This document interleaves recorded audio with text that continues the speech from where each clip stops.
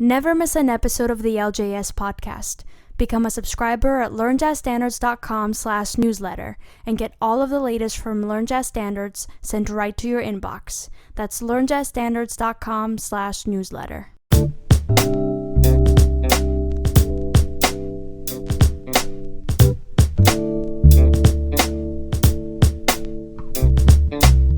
Hey everybody, my name is Brent. You're listening to the LJS podcast, the Learn Jazz Standards podcast. It's where you can get your weekly jazz tips, interviews, stories, and advice for becoming a better jazz musician. So if that sounds like you, if you're a jazz geek like me and thousands of others who listen to this show, you're in the right place. So if this is your first time listening to the LJS podcast, welcome. Really appreciate you tuning in today. And if this is your 10th, 20th, 30th, 2nd, 3rd, 4th, 5th time coming back and listening to the Learn Jazz Standards podcast, we really appreciate it. Thanks for being a regular listener. And on today's episode 44, it's a very special episode because it's a topic that time and time again our readers on our blog and our listeners on the podcast are constantly asking, are constantly searching for answers for. And that's why we spend so much time talking about this. And so today's episode is all about how to double the results of your practice sessions. Okay, how to double the results of your practice sessions. Practicing is super important. But before I go ahead and talk a little bit more about that, I want to invite you once again to join our newsletter, to join our jazz community. You can do that by signing up at learnjazzstandards.com/newsletter. If you haven't done that yet, do it. It's time to get on the inside. It's time to get on the inside of everything we're doing here at Learn Jazz Standards. Be the first to know about new content, and you even get a free ebook, a jazz guide to practicing, for signing up. So be sure to do that. Now, practicing. Why is practicing so important as a jazz musician? Well, I don't think I need to even tell you that. I think any musician knows that they need to practice in order to get better. In fact, you've probably been hearing that since when you were a little kid and your mom or your dad or your grandma or your grandfather, whoever, was forcing you to practice perhaps the piano or some kind of instrument and said those infamous words, practice makes perfect, right? I mean, we've all heard that before. We know that practicing is important. And no matter what career you're in, no matter what hobbies that you do, even outside of music or outside of jazz, you know that in order to get better at anything, you have to spend quality time with it, right? You have to harness those skills. You have to work and build up those skills so that you're able to execute at a higher level. We know this, right?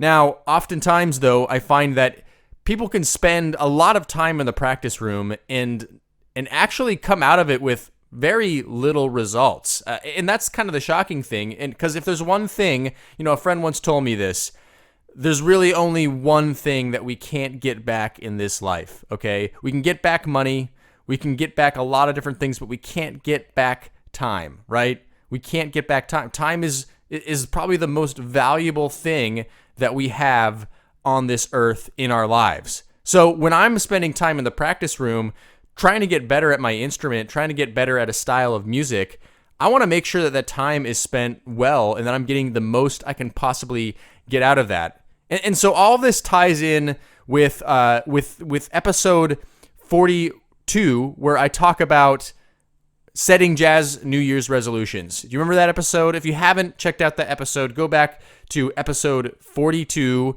and check out that episode about jazz New Year's resolutions. And by the way, if you haven't made your jazz New Year's resolution for this year, be sure to do that. Last week in episode 43, where I talk about why I play jazz, I share with you my jazz New Year's resolutions, which has to do with composing more of my own music and getting that music played together with different groups so I can start preparing to work on an album.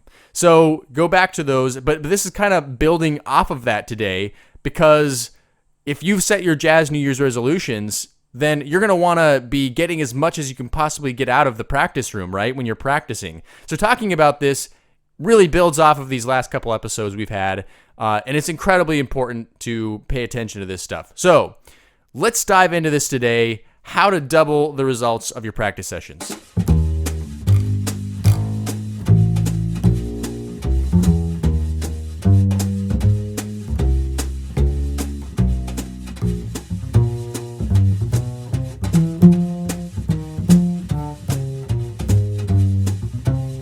All right, now when I say double the results of your practice sessions, I actually kind of mean it, because this is kind of a measurement that I'm applying to basically say that you're going to get a lot more of your practice sessions if you do these things. And when I say doubling, I mean that for me, I feel like doing these things has doubled the results for me, and therefore I think it can do the same thing for you. And I've picked up these things just from simply practicing a lot of trial and error, and studying with a lot of really great teachers who've given me a lot of world-class advice and taught me how to practice and get real results out of my jazz playing. So that's where I've gathered all these things. And when it comes down to it, I would say there's three things to really pay attention to. Now, these aren't the only three things. If you've been paying attention to the Learn Jazz Standards blog, or if you've been listening to this podcast for any amount of time, you'll know that I talk a lot about setting goals and writing them down, and how important that is for setting you up for success. And in fact, if you do go back to episode 42 of the LJS podcast, the one where I'm talking about setting your jazz New Year's resolutions, I really dive into a lot of this stuff on setting your year up to get the most out of your jazz New Year's resolutions. And so that actually applies a lot into what I'm talking today about. But these are things that are a little bit separate. They more come down to the actual moments you're practicing and how to execute that time. Okay, so let me start with the first one that I want to bring up with you. And that first one is to avoid information overload.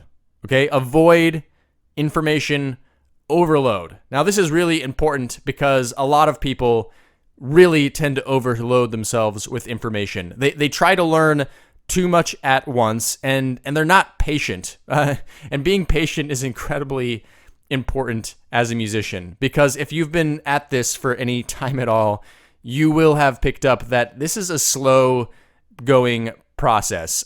There was a guitarist once. I was at a master class at a jazz workshop named Dan Ballmer, who once performed this crazy exercise where he would just start improvising and have the audience call out, play the D Dorian mode. Okay, now play a G sharp altered scale. And he would just seamlessly, playing really fast eighth notes, switch in between these without looking at his instrument, without blinking. He could just switch on a dime no matter where he was at his instrument, and just start playing different things. I mean, these different, whatever people were calling out. And it was really impressive. This was quite a feat.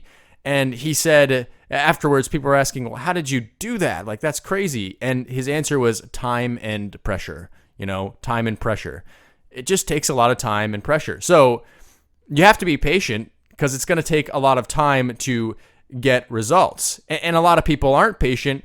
They want to learn a lot of information at once. But if you're at all serious about becoming a better musician, you've got to throw impatience out the door and become a lover of repetition. Okay, let me say that one more time. You've got to become a lover of repetition. So, because if you practice too much stuff and then move on from it too quickly, it just, you don't get anything out of it, right? So if you learn 3 new jazz standards in 1 week, it may feel like you've accomplished something great, but do you really know those songs well? Or maybe you learned a new lick or a musical idea from a recording you like, but then you move on to the next one before you truly internalize the one before. So you have to ask yourself the question, is learning more licks in a short period of time going to result in better jazz playing? Probably not. Okay, so too often when we learn something, we move on to the next thing without giving it enough time and energy. I mean, and it deserves that time and energy. So you got to embrace repetition. So maybe instead of learning a new jazz standard, just go and repeat the one that you've been working on before. Review it, get to know it really well rather than moving on. If I think about all the jazz standards that I've learned since the time that I started studying jazz, it would have to be in the couple hundreds. I mean, I know quite a few jazz standards. I've learned quite a few jazz standards. But if you ask me today, do you know all of those still? I would have to say, honestly, no, I don't. And why is that? It's because at some point, it stopped being a practice of actually learning these songs and getting inside them to just checking them off my list, just learning tunes for the sake of learning tunes. And of course, if you do that, you're not going to get to know them well enough to actually keep them forever. So do I have a little bit of regret about that? Of course I do. But as all things in life, trial and error, learning from your mistakes. And now I know that when I want to learn a new song, I got to really dedicate myself to it for a while, really study it, really dissect it, really get into it. If there's one trait or thing that a lot of successful people in the world share, it's their love for repetition. Bill Gates, for example, before he started Microsoft, before he became the huge success he is, you could catch this guy when he was a young man just spending hours and hours and hours in front of a computer coding, getting up early in the morning and practicing, going after school and practicing. And just doing the things that no one else would do, just practicing and repeating the same things over and over and over again, not necessarily doing a bunch of new things, but becoming so good at doing one thing that it set him apart from everybody else, right? That's what this love of repetition is all about. And this is what not being overloaded with information is all about. So you need to avoid information overload, become a lover of repetition. If you're spreading yourself too thin, if you're learning too much at once, you're not going to get the benefit where if you just concentrated on a few things at once. Now, I'm also a foodie outside of being a jazz fanatic and among other things. So I love the great chef Jacques Pepin, and this is a quote from him. "If you are a jeweler or a surgeon or a cook, you have to know the trade in your hand. You have to learn the process. You learn it through endless repetition until it belongs to you." Love that quote by Jacques Pepin. Okay, now the second thing I want to touch on really quickly is rationing, review, and new material. Okay, this is the second thing, rationing, review, and new material. Now, like I just said, we have to have lots of repetition, okay? So you'll want to only focus on a few things at once and then just repeat. So you want to spend each practice session you have doing quite a bit of review. That's very important. But you also want to spend part of your practice time working on things that you completely suck at. Now, a lot of people are not good at this, right? We don't want to suck. But you have to remember, this is the practice room. This is not a gig.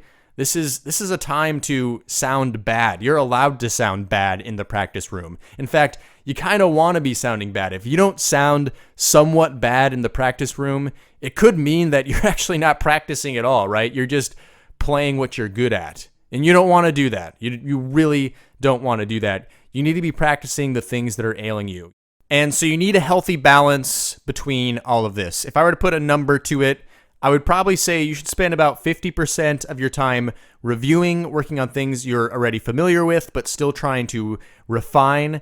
And then 50% of your time working on things you suck at or adding new material, which you probably suck at. You have to get better at it.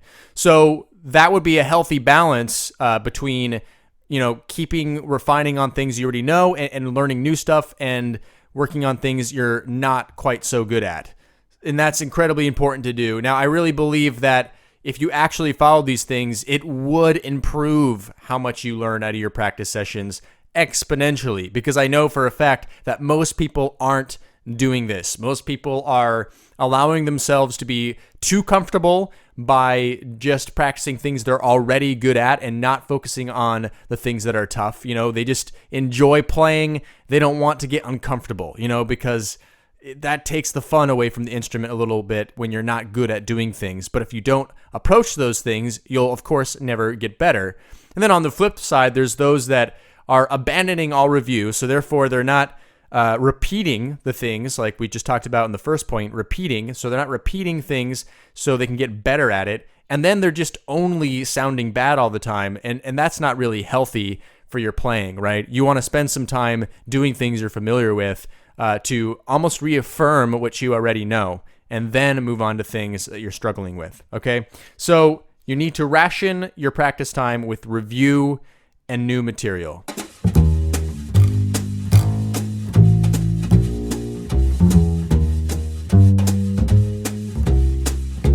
Hey everybody, just taking a quick break from today's show to talk to you about our eCourse, 30 Days to Better Jazz Playing. I get emails almost every day from jazz musicians asking the questions, what do I practice and how do I practice? They know where they want to be in their jazz playing. They know how they want to sound. They're just not exactly sure how to get there. And that's why me and the LJS team have created our new eCourse, 30 Days to Better Jazz Playing. 30 Days to Better Jazz Playing is an audio eCourse that brings you through 30 days of focused, goal-oriented practicing where you're going to be working on things that will actually improve your jazz playing.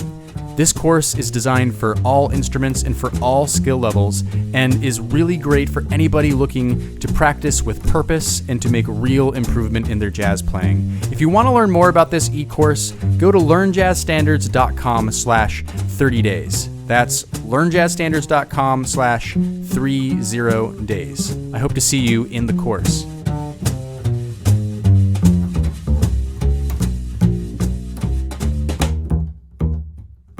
Okay, so a little quick review about what we've talked about so far in regards to doubling the results of your practice sessions.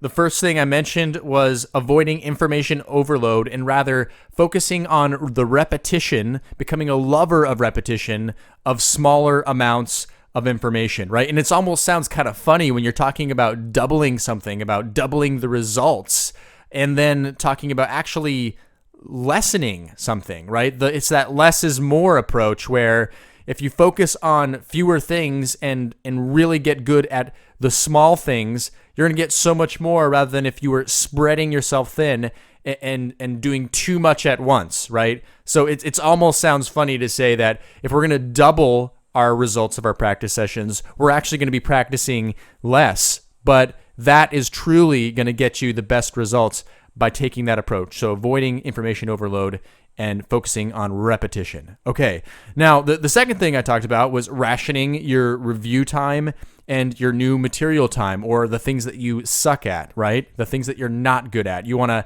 have that be kind of a 50-50 thing where you're spending lots of time reviewing and doing things that maybe you're semi-comfortable with or you're just trying to refine. And then the other 50% is the things you're really not good at that you really need to work on and that you're probably not sounding good at when you're actually practicing. And in addition to that, that includes the new things that you're trying to learn, right? Because you're likely not to be good at those things or familiar with those things. So it's having that nice, healthy balance in there and trying not to let one side overdo the other side, right? Having some of that restraint.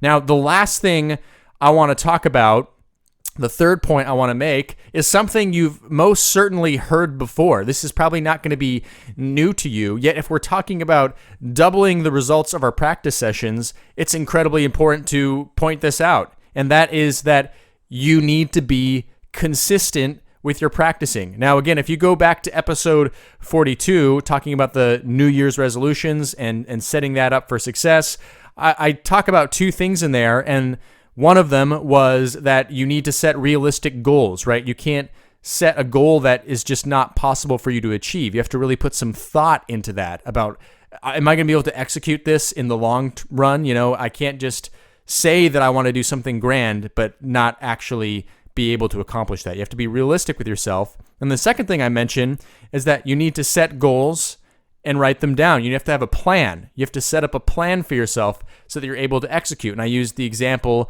of if you were making that very common New Year's resolution of, I am going to work out and lose weight and all this stuff. And so you get a gym membership and now you're going to the gym, but you never really made a plan. Like, when am I actually going to go to the gym? Do I have time to go to the gym? You didn't really make a plan. And so this kind of builds off of that in saying, can you be consistent with your practicing? Because this is incredibly key. If you spend 6 hours practicing on a Saturday, but then don't practice at all for another week or another week and a half, then you're kind of not going to get much out of that. You may think to yourself, but I spent a ton of time practicing today. You know, I spent 6 hours. That's a lot of time. But the thing is, most people do not have those kinds of attention spans. You might think that you're getting a lot out of it, but that's not always the case. Sometimes our brains can't handle the information overload, right? The information overload that we talked about earlier. We need to rather be consistent, okay? We need to have more consistency. So you have to have a plan that doesn't mean you have to practice every single day. I mean, that would be ideal, but I certainly can't do that. My life is way too busy to be able to do that, and I'm sure that yours is too. But you still have to have a plan to be consistent. Now, why would being consistent, double or at least compound your results? Well, because every time that you're consistent and you keep the momentum going with your practicing, you're compounding the results from the day before or the day of the day before. You're compounding those results, right? Because it's always going to be fresh on the mind. So in college, I never had a reason to learn a second language. I'm from the United States, and, English tends to be the international language. So I've been in the situation where I never really needed to learn another language. But in college, I really had this desire to learn another language. So I decided I wanted to learn Spanish, okay? And I also have a lot of Spanish-speaking friends, and I just thought it'd be really cool if I could speak to them in their native tongue. So I started taking Spanish classes for 2 semesters in college. And unfortunately, today, I actually do not know hardly any Spanish. I can hardly even speak Spanish to you whatsoever. And I spent 3 weeks in Peru at one point, and that did not help. And what is the lesson that I learned? It's that I was not consistent. When I go back and ask myself, well, why did I fail? It's because I wasn't consistent with it at all. Even in the classes, I wouldn't practice every day. I would just go to the class the 2 or 3 times a week I had to go, and that was it. I wouldn't set up any other plan for consistency for keeping that language going. I wouldn't go and consistently practice with my Spanish-speaking friends. I would just show up to class, do the work, try to get a good grade, and that was it. Okay, I didn't have a consistent plan. And then after that class was over, I didn't have a plan for moving forward, because everybody knows that you can't just learn a language from a few classes, right? You have to continually pursue it over and over again. So this year is one of my non-jazz New Year's resolutions. It is to learn Greek. Now, why am I learning Greek? Well, my wife is Greek, and we go to Greece quite often in the summers. And I've gotten to this point where I'm actually quite tired of not understanding everything that's going on, of kind of always being the odd man out, not feeling like I'm connecting on all levels. Everybody, they speak English to a certain degree, and so we can interact, of course. It's not like I'm completely in the dark, but I'm not really able to communicate on a full level because everybody, of course, is speaking Greek. So I've actually started taking Greek lessons, and I'm learning from my mistakes of last time. I've made a plan for the rest of this year to be incredibly consistent and constantly be practicing my Greek so that I can become fluent in this language. That's my goal. So the one thing, though, that I know is I have to be consistent. Otherwise, it's going to fail, and that's what happened with my Spanish.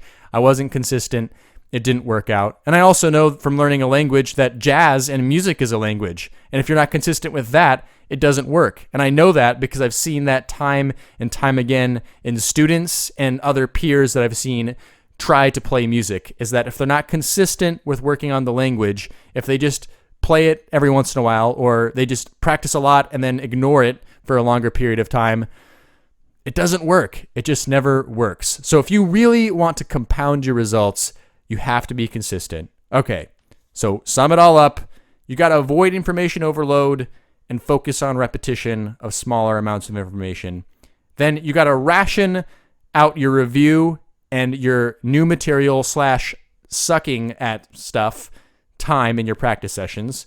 And then you got to be consistent about those practice sessions. Now, those are a powerful 3 things to do. If you can actually do those 3 things, I guarantee you're going to really see some bigger results in your jazz playing through your practice sessions.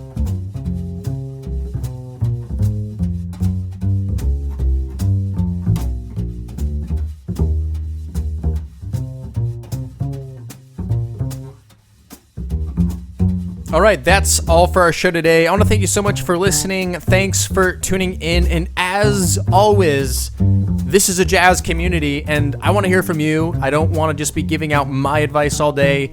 Share your thoughts about how you get the most out of your practice sessions with the jazz community. Go to learnjazzstandards.com, click on podcast in the top menu, then find this episode 44 and leave a comment in the show notes and let us know what you have to say about all of this. Now, just a little fun fact for you today. We came out with a new version of our website, learnjazzstandards.com. And for those listening in the future, this is January 2017, and it is pretty awesome. I hope you go check it out. It's really cool. And we also updated our podcast player. And little fun thing that you might want to know about this podcast player, you can actually slow down my voice to 50%. So if you're in for a good laugh, if you just want something funny to do, play this episode in half speed and get a good laugh for your day. That's all I wanted to say. And remember, if you got value at today's podcast episode, consider adding value back by leaving us a one-time, a monthly, or annual donation. Go to learnjazzstandards.com/support. That just helps us continue to produce this podcast week after week. Okay, now next week we have a very special guest on the show, so I hope I'll see you back then for episode 45. We'll see you then.